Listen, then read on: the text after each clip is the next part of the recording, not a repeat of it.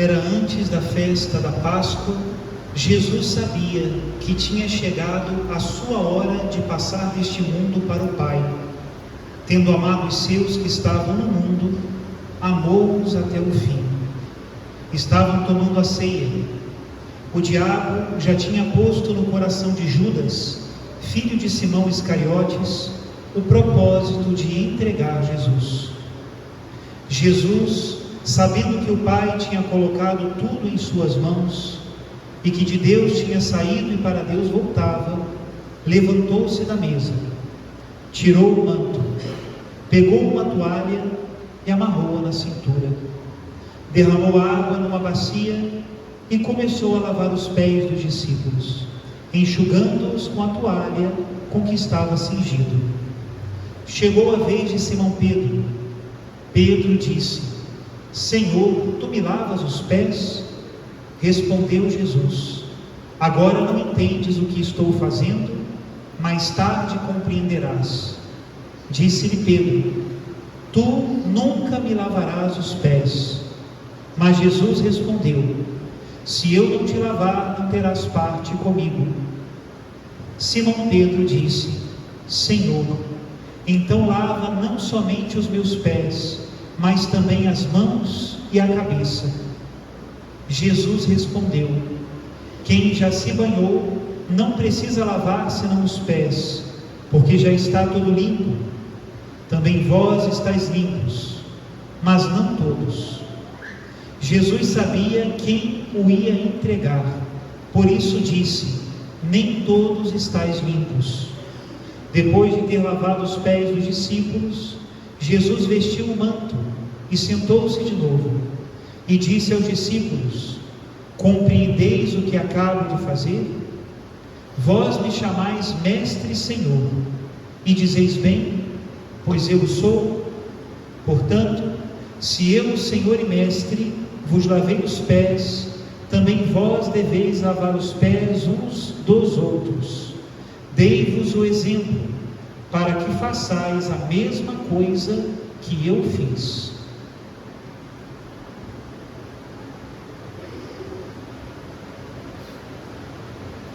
Palavra da salvação. Glória a vós, Senhor.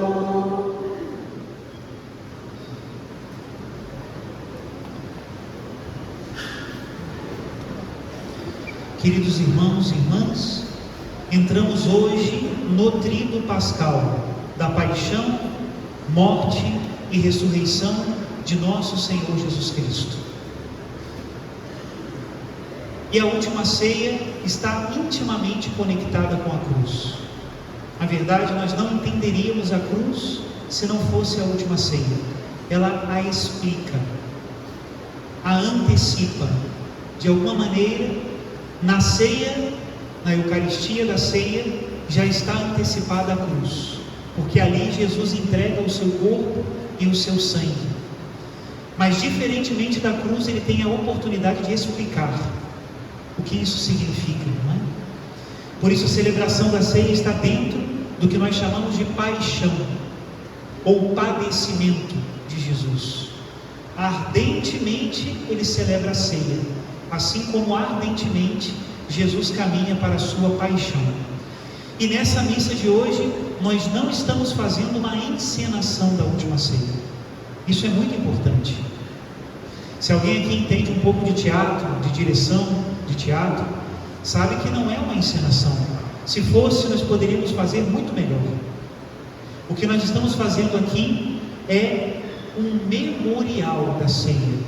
E qual é a diferença entre uma encenação e um memorial? A encenação só traz a presença virtual do evento.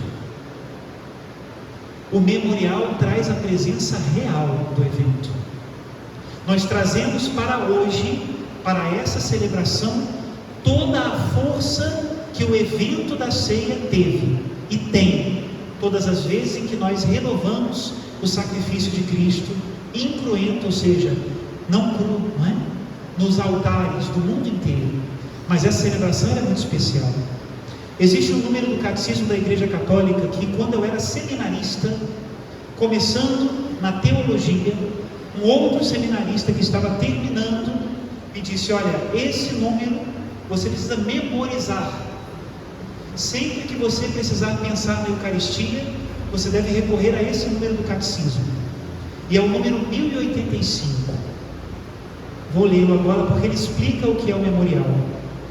Diz assim: quando chegou a sua hora, nosso Senhor Jesus Cristo viveu o único evento da história que não passa.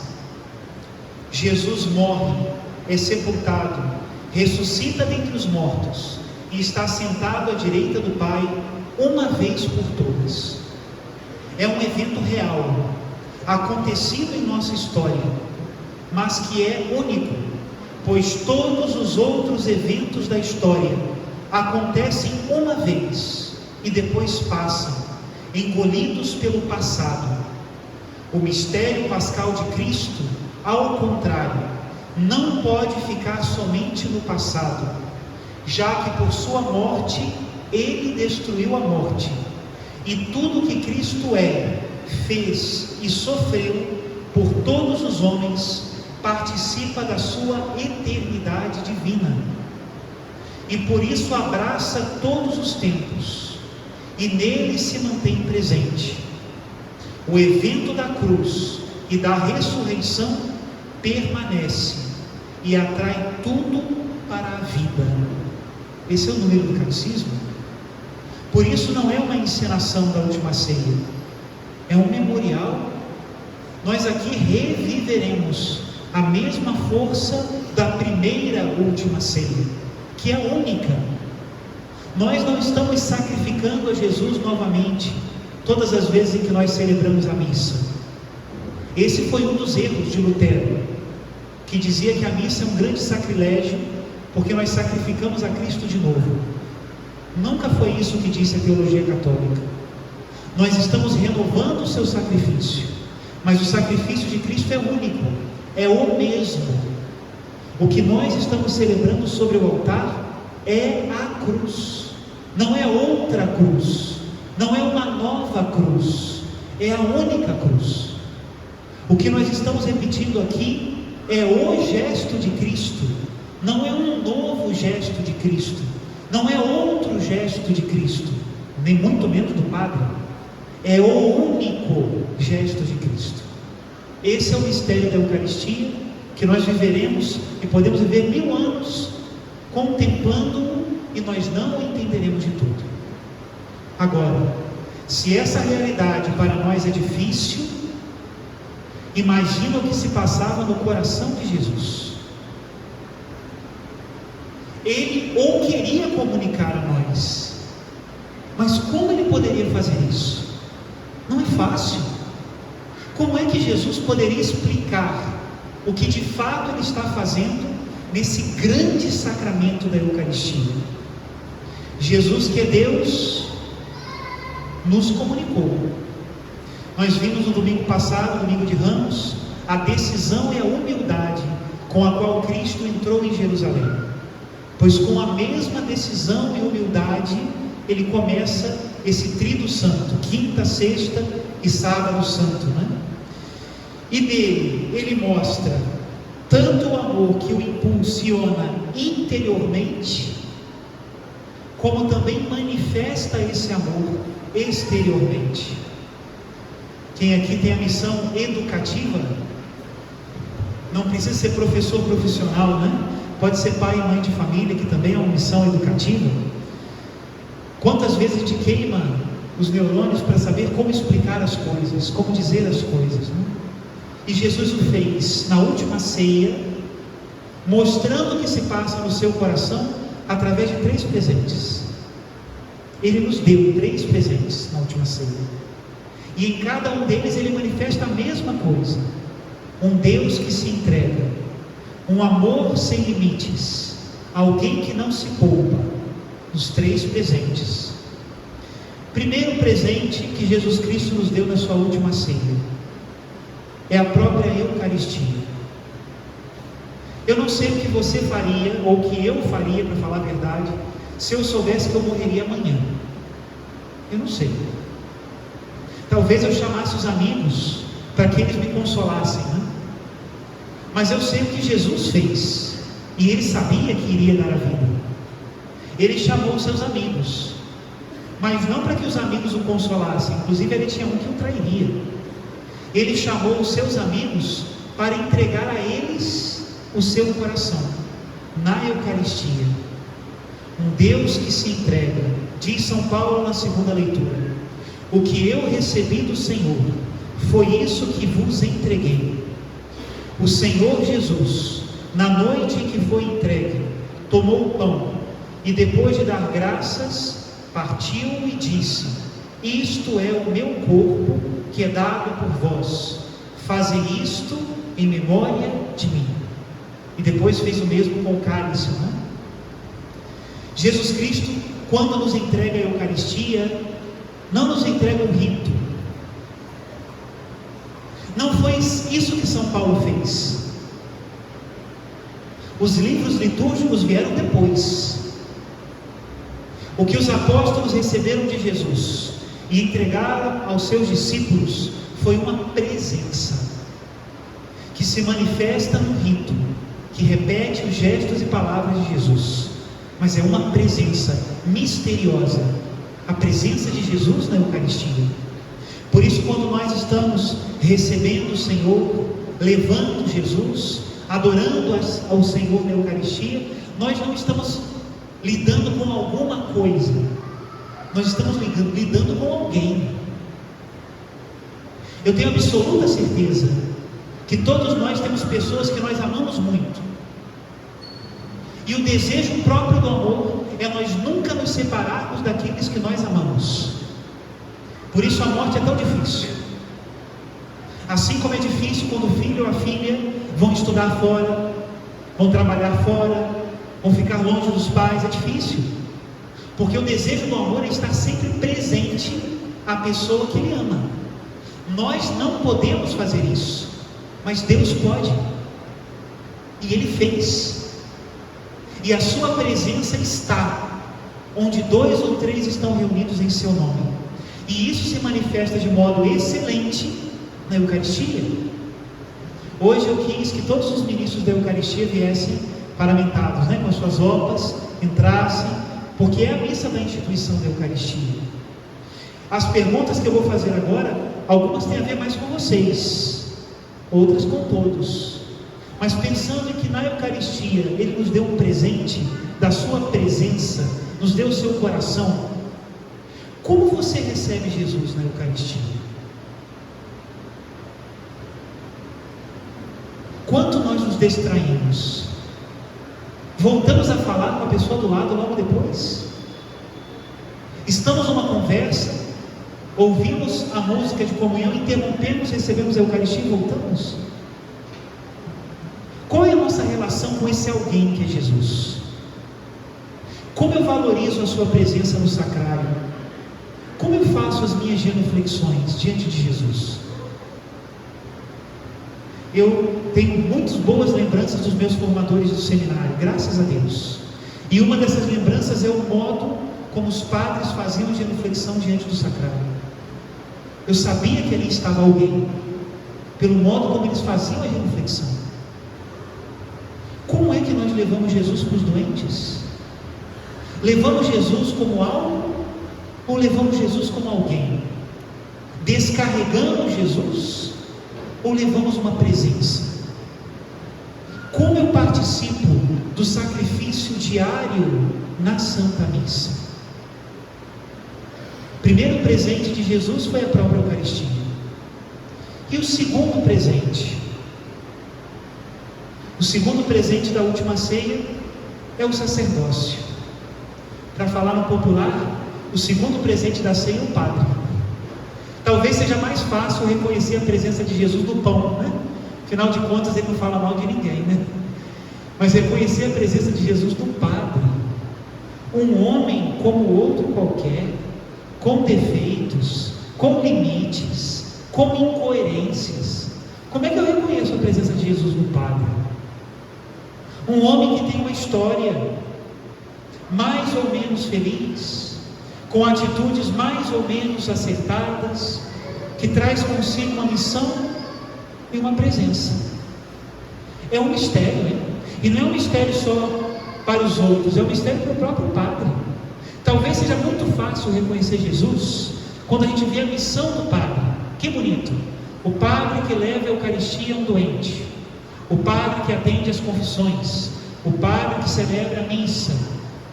Talvez nesses momentos reconhecer a presença de Jesus não é tão difícil, mas e a presença pessoal? Reconhecer que o sacerdote é uma pessoa sagrada, isso é mais difícil, né? E não é só difícil para vocês, é difícil para o padre. Eu sou um mistério para mim mesmo. Papa São João Paulo II, quando completou 50 anos de sacerdócio, ele escreveu um livro sobre o ministério do padre, e o nome do livro era Dom e Mistério. Está por aí, dá para comprar, está nos sebos aí, nas editoras, né? Dom e Mistério. E com essas duas palavras ele resumiu o que é o padre. É um dom, eu não mereço, é um presente que eu recebi, pedi, porque ele me inspirou, mas eu não merecia. E ao mesmo tempo é um mistério. Ele diz assim no livro, logo no início, o primeiro parágrafo desse livro, Dom e Mistério: a história da minha vocação sacerdotal, quem a pode conhecer? É somente Deus que a conhece. Na sua essência mais profunda, toda vocação sacerdotal é um grande mistério, é um dom que supera infinitamente o homem. Cada um de nós, sacerdotes, o experimenta claramente durante toda a vida. Perante a grandeza desse dom, todos nos sentimos inaptos, incapazes, pequenos. Saber que eu posso perdoar os pecados em nome de Cristo, saber que eu posso consagrar o pão e o vinho para que seja o corpo e sangue de Cristo, isso é grande demais. E sinceramente, eu não sei explicar isso. Eu sou um dom para mim mesmo, para a comunidade onde eu estou, para a igreja e para o mundo inteiro. E eu não tenho mérito nenhum nisso. Eu só posso ser um dom para mim, para a comunidade, para a igreja e para o mundo, porque Jesus é um dom para mim. Ai de mim, se não fosse Jesus. Aqui em Cantagalo a gente tem uma alegria, porque eu não sei se vocês sabem, mas eu tenho um sacrário em casa. Eu não moro sozinho. Bem cedinho eu estou lá. Podem confiar nisso. E quando eu chego diante do sacrário, eu digo: o Senhor é meu padre, agora o Senhor vai me escutar. Eu também tenho um padre, que é Jesus, e eu preciso ser Jesus para os outros. Como é que isso pode ser? Eu não sei explicar, mas é verdade. E só nós católicos temos isso, meus irmãos. Isso é maravilhoso. Que pena quando nós vemos sacerdotes indignos, que existem, assim como Judas. É uma pena. E é muito mais feio do que simplesmente um cristão indigno. Mas graças a Deus nós temos muitos padres bons e santos, que às vezes, inclusive em cima de uma cama, sofrendo uma doença terminal, são um dom para si mesmos, para a comunidade, para a igreja e para o mundo. Eu encontrei nas palavras de São Pedro o que eu penso em relação ao sacerdócio que Deus me deu. Está no Evangelho de hoje. Pedro disse: Senhor, tu me lavas os pés? E é isso que eu digo para Jesus: Jesus, o Senhor me faz outro Cristo? E Jesus responde: agora não entendes o que estou fazendo, mais tarde compreenderás. Esse ano eu faço 15 anos de padre, e cada ano eu acho que eu entendo um pouquinho mais, e reconheço que eu sempre entendi um pouquinho menos. É um negócio estranho, né? Então Pedro disse: tu nunca me lavarás os pés. Quantas vezes eu disse isso para Jesus também? Mas Jesus respondeu: se eu não te lavar, não terás parte comigo.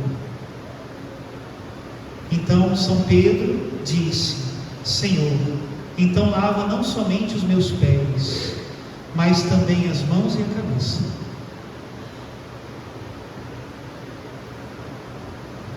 Que Jesus me entregue limpinho, né? Para a comunidade, pelo menos, bem lavado. E o terceiro dom da última ceia: falamos da Eucaristia, falamos do sacerdócio, e o último dom é o mandamento do amor. É muito interessante nós entendemos o contexto desse mandamento. Judas tinha acabado de trair Jesus, ou melhor, tinha saído da ceia para trair Jesus. E eu penso que Jesus olhava para aqueles 11 que permaneceram e disseram: eles não vão saber lidar com isso. Eles não vão saber lidar com a traição de Judas. E então Jesus deu o mandamento do amor. Eis que eu vos dou um novo mandamento: amai-vos uns aos outros como eu vos amei. Nisto todos reconhecerão que vós sois os meus discípulos, se vos amardes uns aos outros. Neste santuário, onde o Senhor permanece exposto e é adorado, nós precisamos entender que o fazer isto em memória de mim não é apenas um pedido para repetirmos um rito, mas para repetirmos um gesto de Jesus, que é um gesto de amor. Meu Deus é um pão partido e dado para a vida do mundo. É um gesto de amor. Eu tenho que ser Eucaristia. Disse o Senhor: compreendeis o que acabo de fazer? Vós me chamais mestre e Senhor, e dizeis bem, pois eu sou. Portanto, se eu, o Senhor e mestre, vos lavei os pés, também vós deveis lavar os pés uns aos outros. Dei-vos o exemplo para que façais a mesma coisa que eu fiz. E agora eu termino com perguntas semelhantes àquelas que eu fiz no início da homilia, mas agora é sobre o mandamento do amor. Como você recebe Jesus na pessoa do irmão que Deus te envia?